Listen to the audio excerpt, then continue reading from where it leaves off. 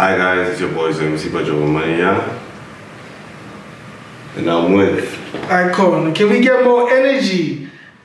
Start here. Start the energy. Bring the energy. Whether you think energy is easy, I'm good. You think energy, let's bring more energy. You think energy comes from nowhere. Ladies and gentlemen, welcome to the first ever episode of this podcast, which we don't have a name for yet. My name is Tori, and I'm here with my co-host Zoe Sipa Don Pablo, Jehovah Money, your boy, you know this. He says I should bring the energy, but I'm smooth like water, and I float like a butterfly. But I might sting you like a bee, if you like that. That was funny. This nigga thinks he's smooth, bro. Anyway. Of course, I'm smooth. You should have seen me back in the day, you know. Also, you like saying, yo, guys, what's up with niggas always liking to be like, oh, you weren't there. Where were you when the song was released? Oh, you weren't born yet. Okay, bro, we get it. You're old. Well, congratulations. Okay, like, yo, niggas think that it's such a like rite of passage. I guess it's because your frontmans used to do that to you. No, I think it's this generation does not understand how to respect you. You don't have honor, no authority, nothing. You just want to throw everything at us. Like we're all equal. No. That's the thing, bro. Why not? Never changing. No. Bro, have you noticed? If I've seen 50 winters and you've seen one, fine, we're not equal. But in your 50 winters, you never made 10 bands and you've never made a money split. It's not about like that. me. You don't know. Understand? The thing is this.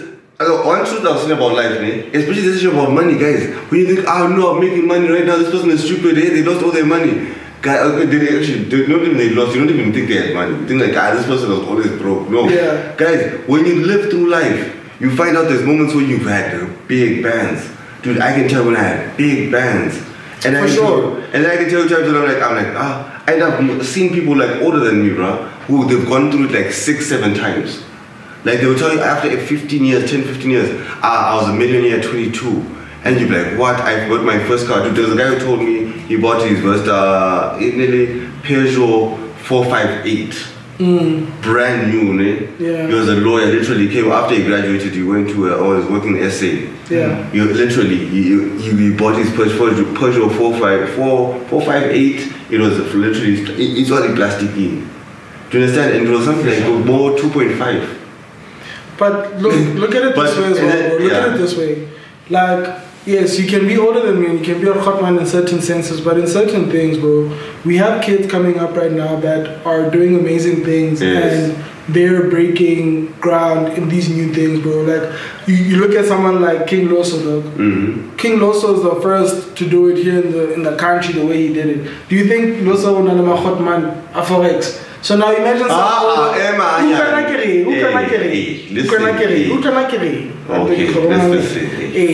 So in that sense, like look at a nigga like Kai Cenat, you know what I'm saying? Kai Cenat is the first streamer to do what streamers are doing. He's the first streamer, you know what I'm saying? When I like a Kai Cenat and I'm a hot man. My guy. Now I love your examples. Do you know what? I love your hot man's problem is, I feel like in my opinion, is that because you think you've been on this earth longer, you know better. I'm gonna show you respect. Me, personally. Let's look But as a hot man, it doesn't mean you know everything, bro. That's true. You haven't been in my shoes, so don't now see me do something and be like, because you're a hot man, what I'm not like. No, listen now. This is where you guys. You see now. This is where the whole stress of the argument is. You see. Yeah. You are taking it versus you're taking two different dimensions, like two different things, and trying to put them into one thing. Yeah. There's respect your age. Yeah. And that one, which will never go away. Yeah. And so as long as the sun still rises and goes down, my guy, that one will always be there. Charity gives you a certain amount of respect. Like you said, no, maybe I'm making 10 bands and all those things. Charity gives you a certain amount of respect out of all people. Like people will be wondering now, like when they see you, it gives you honor, my guy. But you can never take away from the fact that if somebody is older than you, there's a certain amount of, even more even the Prime Minister. And I love the examples that you use. Loso, Wo Kai Sinat. Loso, dog, if you see him, he's a very polite guy, very humble. He doesn't it's not like if he knows you, dude, sometimes when you think he doesn't remember you, you'll be like, dude, what's up? How's it been? You understand? That's still humility, you understand? Yes, he doesn't, I don't think he has hot money in Forex, yes. But not about hot money you grew up listening to. He's got people who got relationships. People who can advise you, I agree with you, is people who have emotional deposits in your life. Mm-hmm. It's not people who just come out of nowhere. Sure. I can't be just because I am literally older than you and I see you in ShopRite and I'm like, hey, something, because I don't know the situation that's happening. Of course, if you're out of order, or as a community will correct you. But the issue is this: a person, for them to advise you, needs to have emotional deposits in your life. More than emotional deposit, what I'm saying is, for a person to advise you, they need to have knowledge of said thing before. I know that's my big. That's how you get it. That's where the emotional deposit comes from. It's a relationship. No. Right? And I hear what you're saying. This is why I said, as a person, I'll always give that respect because you've been on this earth longer than I have and you have more experience, right? No. XP counts for something. But what I'm saying is, most of the time... what is for something? It's a good... It counts. It counts for something. Look, because, listen, no. Hey. Hear me out, né? You can have experience, you could have worked a job for 20 years, and so you know the ins and outs of things, right? And so, yes, it counts for something, but I could be new to that thing and innovate it and bring about a new demographic, a new... so does innovation take away honor? Does innovation take away respect? Wait, where does the honor come from? Because honor, XP just means you have experience. No, dude. There's a certain honor. Dude, the fact that we celebrate a birthday is not just a birthday. You understand? The fact that a person celebrates a birthday, it means that they used to count winters. In Europe, they used to call them winters. In Africa, it would just be seasons, like hunting seasons. How many seasons have you gone through? You understand?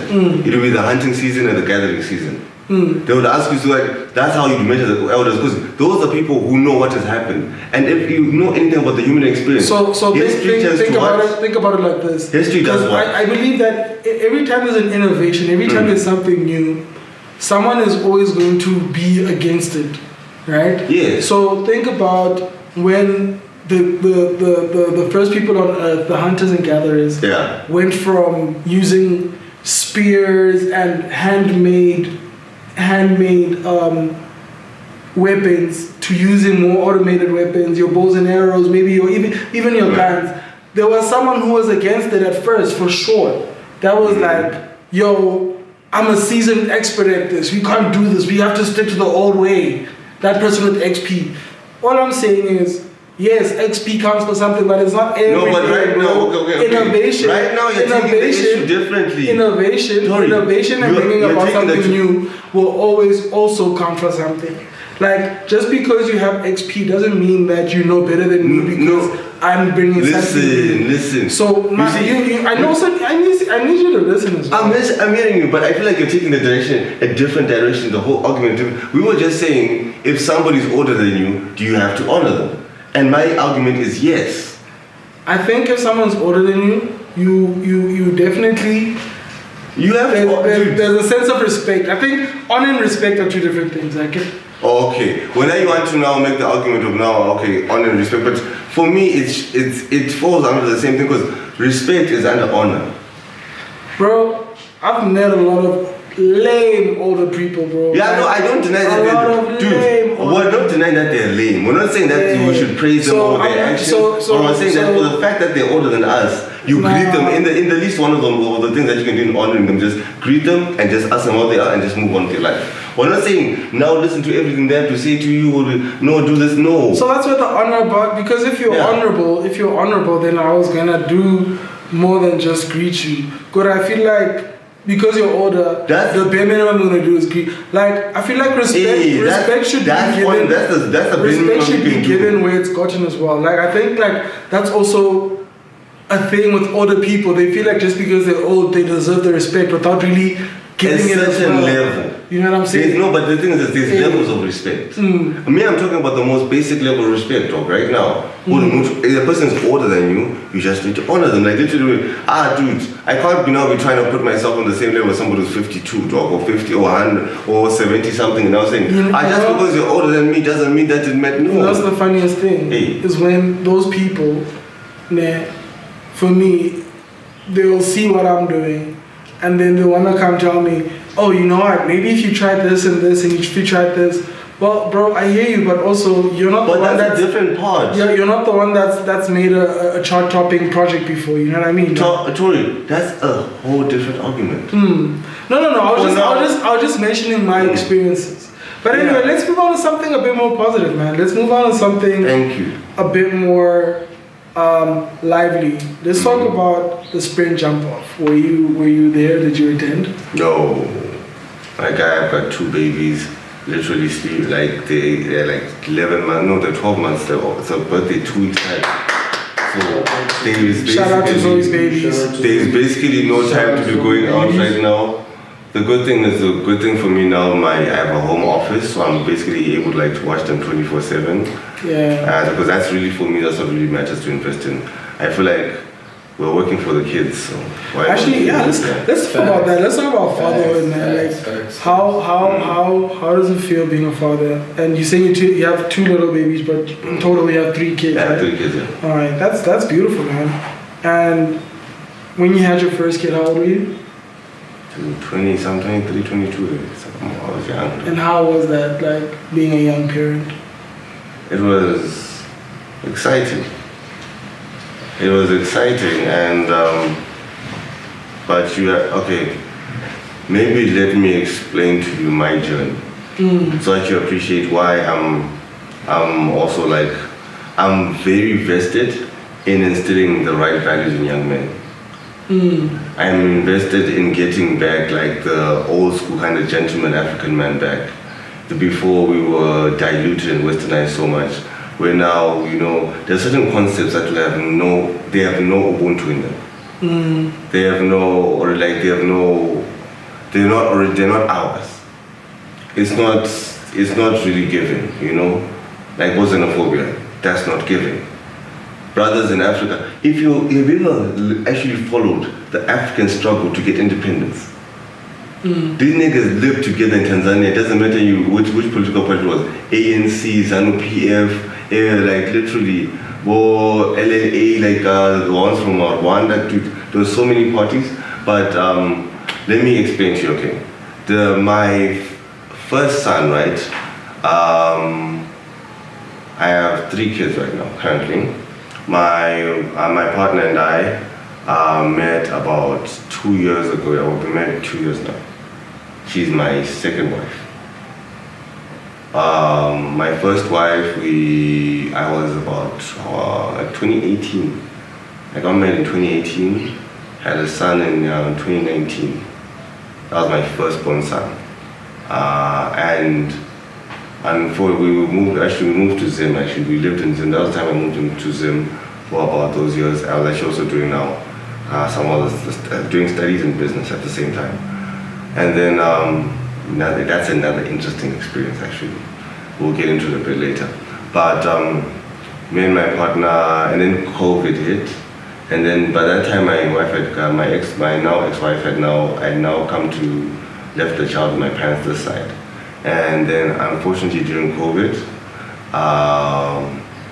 we lost our son. And then when that happened, it was about 2021. We actually had to make emergency visas to come to this side. That was crazy. You understand, when people couldn't move COVID, I was actually driving through.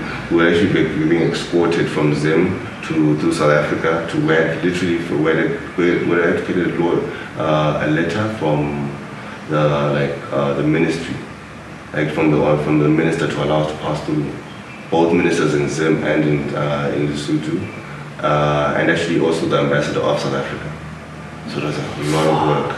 Dude, that was crazy. Shit, and then so we came through for the funeral. For making it through, bro. Shout out to you. Yeah, dude. Shout out to you for that. Then after the funeral, we tried to make it work. Yeah, we tried to keep things together.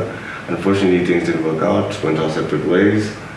And then, you know, that's when a guy, like, you know, that's when I fell into depression though, because now I lost my son, lost my wife, and I was like, shoo, went to really deep depression. And I really didn't think like life was worth going in. I didn't attempt suicide, but I thought about it. I will not deny that. Yeah. We want to be real here. I want to talk. I want to be able. When you guys listen to me, I want you to know that I've gone through this journey. Yeah. I've gone through this journey. You understand? Yeah. I've literally been. We can even start with my varsity journey. For me to be here now, how literally after dropping out of college, coming back home, what happened, that whole thing. I have a realistic journey I can give you. Who now studying online, trying to get back to qualifications, trying to put your things together now, getting married again. But let's start with the kids. So then, that's 2022, yeah, that's when I was not divorced. 2022, 2023, I met my current partner. She actually works at Kick for Life. Shout out Kick for Life for that, actually. Yo. Shout out Kick for Life. Shout out Kick for Life. Kick for Life, my guy. Shout out Kick for Life for that. My role. You know, they joke about me because I'm a foreigner. They're like, no, it's just, this is whenever you're, then I was still a boyfriend. Whenever I was around, they were like, well, how's that guy supposed to call you my role? And I'm like, okay, I don't really talk like that, but it's okay. I'll accept it. So you find that on my phone, it's just saved as my role. So then she actually had a kid earlier. She had her own son a bit earlier. She got pregnant young, and she had to raise a kid as a single mother. So his name is Litlotlo. He's about, I think we were celebrating his birthday just now, about 2 weeks ago at stadium there.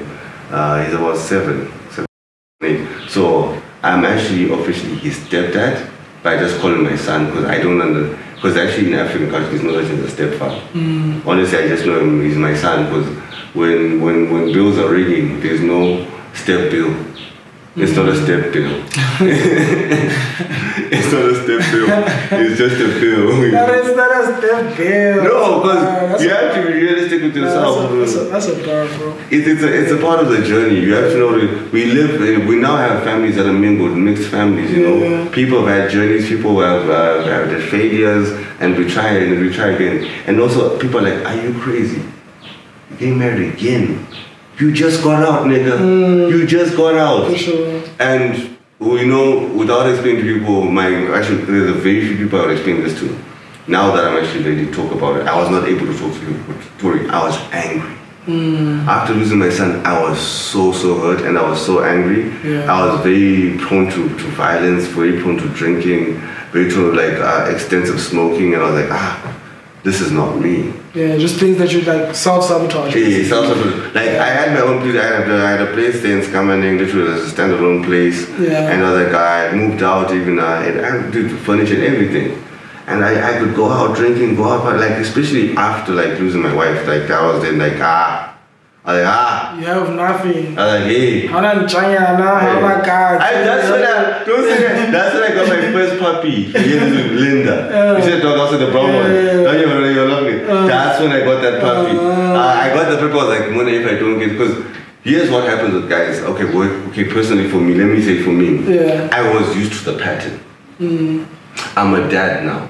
In my head, when I got married, I'm not the kind of guy who goes around and goes, outside. Yeah. I can see because I'm used to I do photography, I do advertising, I'm in marketing and promoting, so I work with a lot of women. So my thing was at the time, I was like, I'm now used to, I wake up in the morning, I go, I used to even sell clothes, you know, second-hand clothes. I used to sell them early in the morning. To go and make sure my family is is established, because it took me about 3-6 months to settle properly in Zim when I first got there, because you have to remember I was coming back after 8 years. You know, I did college here, I did high school here, I did college here, I did college in Bloom, came back and then finished off here in Maseru again. And so I hadn't been, Zim had changed for me. There was a whole new economy, there was a whole new place I had to learn again. So then basically, I was not used to being a dad. I had a pattern now. I wake up in the morning, go for my jog. After my jog, I come back. I lost this incident. There's a lot of electricity problems. So if you don't have solar, you have to go and start a fire. Sometimes you'd have to wake up early in the morning, just start a fire and make sure that you cook breakfast on the fire. There's water for people to bath. Yeah, there's water, things like that, you understand? Yeah, you understand. So basically, luckily we had a solar geyser, actually. Shout out for that. The solar is really changing lives. And then, so now I'm now used to, okay, then I come, I take over my kid in the morning, I play with him a little bit, I go out, I get a kiss from the wife, okay, cool, see you later. Sharp, you go out, you hustle, you go sell clothes, you come back, leave the clothes, you come back, pick up the camera, go do photo shoots on campus, then go attend class. After you attend class, you go meet up with some clients, do some Zoom meetings and Zoom calls. That was my pattern. Come in the evening, dinner's ready. I come for lunch and I'll come in the evening. Breakfast would be put for me, and then sometimes I would stay in the, if there's no classes, that's when that time I'm editing all this footage, I would be doing adverts, weddings, photo shoots. That's when I started doing digital marketing of like Facebook page promoting. Shout out Perazim, go check it out, guys. It's out of the sales though. That's when she changed to Perazim recently, because like I just explained, people, we move, listen. We move. You understand? We move. So then now I met this lady, dude. She gave me this crazy smell, dog. I was like, wait a minute, when God created a woman now, he knew something. He knew something was going to just click properly, my guy. I promise you, when I saw that smell, my God, I just came back to reception. She's a receptionist and she was receptionist and chef back in those days. Like she'd be changing those shifts. Now she's a receptionist and something else. So I would be there I just came back to I was wondering, so what are the services you guys have? How much is it to book a room overnight? Okay, cool. Then I passed by again. We're doing a training there with my dad's company, Python Financial Consultants. We're training Pick and Pay. Yes, we're doing team building for Pick and Pay there at Click for Life. So basically now I'll just, every 2 minutes I'll just go and go check at the reception. Long story short, 3 months, 6 months later, we're getting married. Gile Kalopata met with Jojo actually about 3 months in the relationship, because she showed me straight up. That's what I love about my wife, dog. She's she doesn't have time for nonsense. My name is Agnes Makara. I have a child, and I work for myself. I'm a single mom. She's like, my name is Agnes Makara, and I'm a single mom, and I'm focused. I don't have time for dating. I believe in courtship, and I want to know where we're going. This is after we've done small chats, though. We just got in, hey, how are you? I think you're pretty, whatever. No, it's cool. Then it's no, okay, cool. I appreciate you think I'm pretty. So what are we doing? Dog. And that time a nigga is just from kind of getting out of marriage, and I'm there going, shit. Do I get back into this or not? And long story short, I'm no, the thing is, I was already used to being in it. And here's the thing, the most dangerous thing about after you get divorced, the longer you stay divorced, the harder it is to get married again. That's the secret. That's one of the secrets. Because when you still are fresh from it, when you still have the wounds and they're still kind of fresh, you still kind of believe in the love. But the more that you kind of distance yourself from the concept of marriage and the more you get away from it, it becomes very difficult. I have a bunch of guys who are divorced, two of my friends, dude. I know from experience that I know this ones. And I appreciate the singleness of divorce, of being a single guy when you're divorced. There's a strong independence with that as a guy. You can get a lot done, But there's an element you always miss, for me personally. I love having a family, I love having my kids, and when I wake up to those two little faces, I got twins now, by the way. When God, when the devil thought he was messing with me, dog, God was like, my boy, here's 2 more. Get back in there. And he was like, and then you remember you lost a boy, let me give you a boy that's already up there. I got 3 kids, and it's really awesome. Responsibility is crazy, but you sign up for it the moment you say, yeah, in this thing. So yeah, it's an experience of a lot of responsibility, man. And it's crazy having to be a dad and like you're saying, stepdad thing. that balance is really, really weird, man. Because this child already has an experience of growing up with a mom. He has certain ways that they do things. And then now you must now come through and you're trying to now mold him into a man that feels you like, no, we're together, right? Because with moms, they can be a bit soft and go on, guys be like, no, it's okay, my boy, it's okay. But with a guy, me, I'm my own like, guys, me, you must make sure we're strong. Because we need strong men to build strong communities, my guy. Hey man, that's true. I think there's a lot to unpack about what you said, and there's a lot that I would have to say. Yeah. First and foremost, man, rest in peace to your son. What is his name? Makanaka Benahimi Manyumsi. Makanaka. R.I.P. Makanaka, man. And our condolences, man, really, because I think you have to be really, really, really, really strong to like go through something like that. Thank you. I think we all lose people. I've lost people really close to me as well. Yeah, that's true. It's a different kind of heartbreak. Yeah. And so I get that depressive state, and that's one of the things that I think that is going to be a reoccurring topic on this podcast. Mental health. Mental health is big, guys. Especially for gents, bro. Because, like you just said, like when it comes to young men, when it comes to boys, you want them to be a certain level of tough. Yes. Right. They have. But we also have to acknowledge that toughness does not mean that you can't have feelings and you can't express those feelings. 100%. I'm with you. I think that's something that within our culture, within black men, we've instilled already. For you, there's a saying which means a man is a goat. He doesn't sleep. He doesn't cry. Right? And it just sort of gives off the connotation that you're not allowed to cry. You're not allowed to take out those emotions because... Guys, you're allowed to cry. Me, I won't lie. Me, I cried. Like, when I lost my son, I think I cried for like a week, dog. I didn't understand. For sure. I didn't understand. I was like, what? I think it's more metaphoric. Yeah. Right? In the sense that, yes, lump to like express it's allowed, emotions. My guy. It's allowed. Or in the sense that, life is hard and I'm going to be depressed forever. You know what I'm saying? Yes, I think it's an expression to emphasize that. As a guy, bro, unfortunately the world is not fair, and as a young man going through it, like not having gone through the experiences you've gone through, but going through my own experiences, I'd say that you realize that yes, life does toughen you up, and life is so hard, and there's no time to cry, bro. Like, life is not fair for any one of us. Yeah. There's no time to cry and like, oh, boo-hoo, you know what I'm saying? It's boo-hoo, like you gotta cry while you're moving forward. That's the thing. You gotta cry while you're moving forward. You gotta cry while you're getting shit down, while you're being productive. That's the concept I was going to say right now. The issue is you cannot be stagnant. Because while you are crying and being stagnant, others are moving forward. Precisely.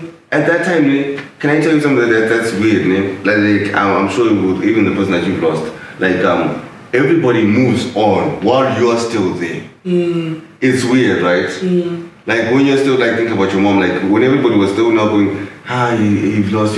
Almost 3 months down the line, it was not they didn't want to understand anymore. 2 years, 1 year, but for you it's like yesterday, bro. It's literally like yesterday. But for them it's like, no, when you're trying to explain now, it's like, you're being too much, So while you're stuck in that state, it's unfortunate. People will never understand. You have to find a way just to pick yourself up and just pick up the pieces and move forward. Because while you're like, it's the issue of mental toughness is needed. I think the issue what we're pushing for, Yane, is mental toughness. To say that things, you just lost somebody, things are broken, you can still get up, you can still move on, life goes on. A lot of people, we didn't have the struggles our parents had, like, war, apartheid, war, colonization. Most of our parents are actually coming out of those times, and they had a lot of struggle. That's why they had to be mentally tough. That's the thing though. Like their struggles are their struggles, and honorably, they're not gonna understand. No, my struggles are things like self-confidence, insecurities, because they struggle with understanding. Honestly, they do. Hey, and we can't compare. You know what I'm saying? Because on a large scale, it's gonna look like, bro. Like, what do you mean?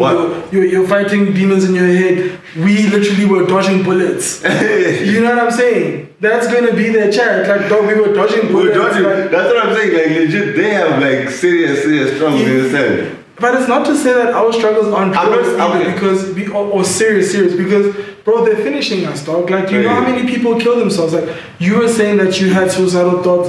Same here. Hey. And I know people that are like not even people that can fit on my hand, more than that. I also know I know people that have actually offed themselves. Yes. You know what I'm saying? So it's like we live in a reality of our own, and it's so sad that they don't understand that, because now it's like you're crazy, you're seeking attention, when really you have a real problem that's caused by all these things that are now coming into play. Exactly. You know, social media, like social standards, and even social standards caused by them, because I don't know if this is a public or general thing, but I know that batswadi ba rata compare. Oh, so and so has this, but when you haven't. But then if you human nature is competitive. So it wants to have the best. So now when you're exposed to some billionaire kid who's from a royal Arabic family, he's 16, he drives a gold Bugatti. But that's where now you must know, this is why people are saying mental toughness comes in. Mental toughness is teaching kids to know their reality.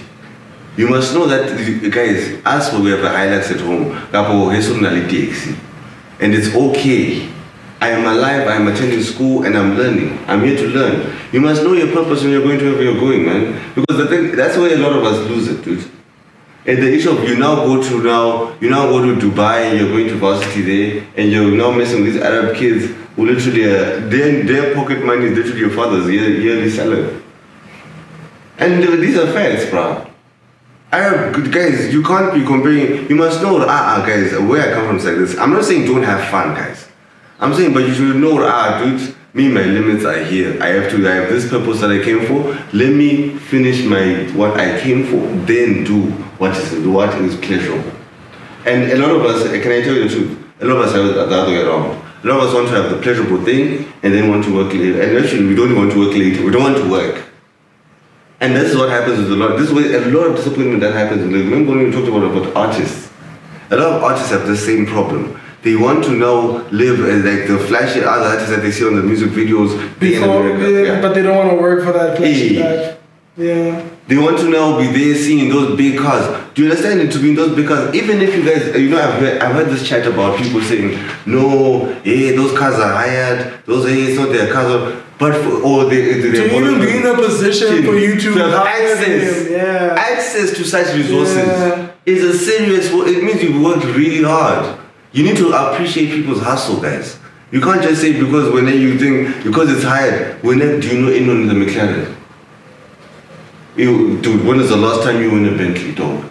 You understand? I've never been in a Bentley. You understand? It's crazy. So a lot of people are just criticizing and hating on people who are actually doing work.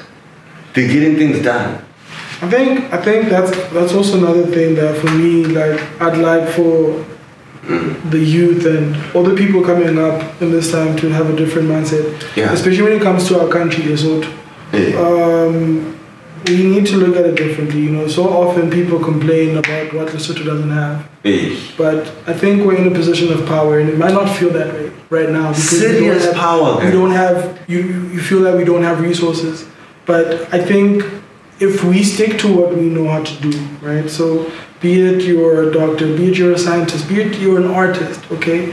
Keep building your craft, because there is going to be a point where we have the power, and through our skills and knowledge, we'll have the access and the power to change what Lesotho is. So we need to work towards that. Yes. We need to uplift and strengthen each other within each other. We need to do better for our country and as a country. Honestly, on that note, you're so correct, because I'm always arguing about this issue. We need to bring our skills back home. Like you know what? I also used to be very very critical. Like I used to criticize our like the last generation a lot. Also saying, couldn't they have done it? We couldn't have negotiated better deals alone. But they did what they could. They got us the freedom. Now it's our time to think and say, what can we do with this freedom that we now have and these access to a new level? Because have you seen, guys? Do you know everybody's targeting Africa?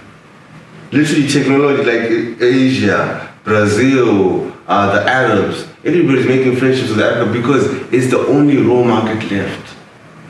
It's the biggest raw market that is left, guys. There's so many technologies, there's so many things that are still not yet here that are coming. And that are such big opportunities for local people and for us to actually get to better spaces. So I'm about that to know, guys, let's know that, no, dude, now there's something we can do. But but we do need to admit, financing would be nice. At the moment we're struggling with because of that a lot, because financing would be nice. I think,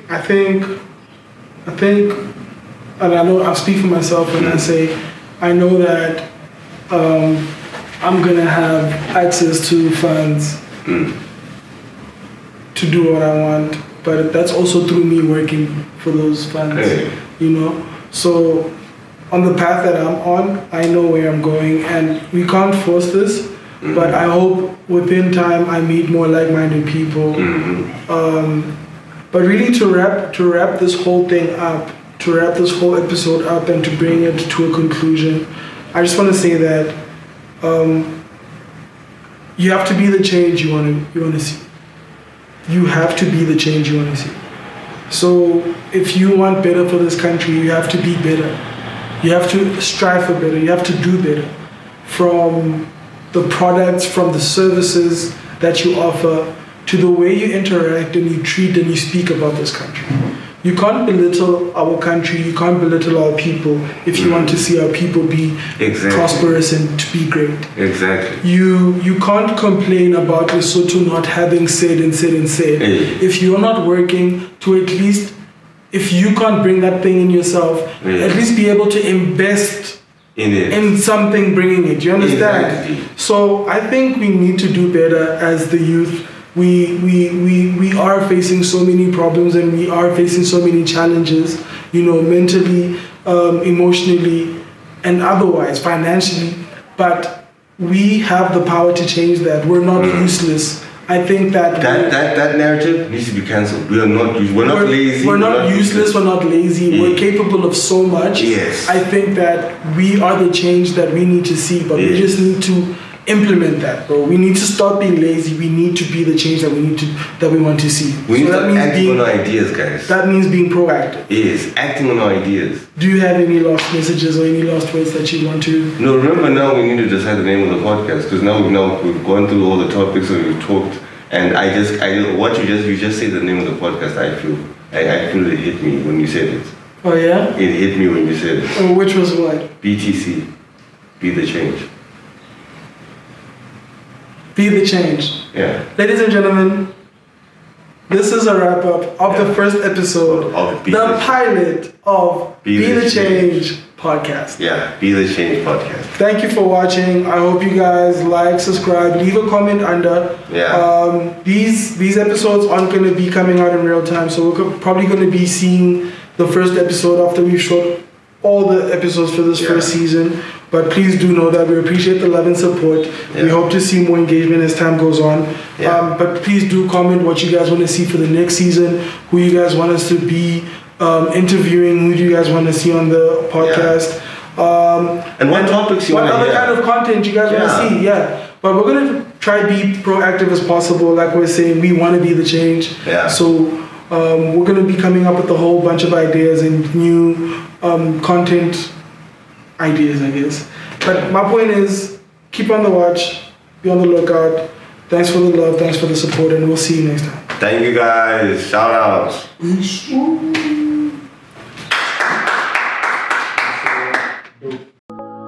The pinnacle of creation Perazim.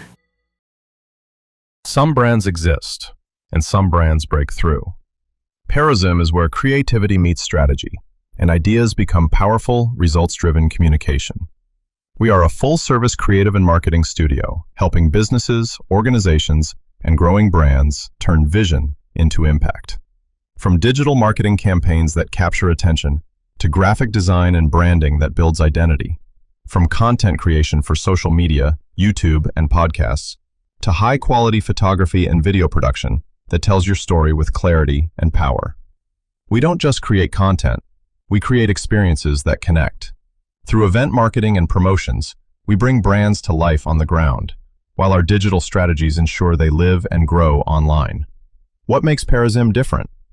Our trident approach, where strategy, creativity, and execution work as one. Marketing, studios, consultancy, three powerful forces, aligned to deliver one thing: results. With experience working on campaigns, events, and brands across Southern Africa, Perazim delivers solutions that are not only creative, but intentional, consistent, and effective. This is more than a service. This is a creative partner. Perazim, the pinnacle of creation. Let's build something that stands out.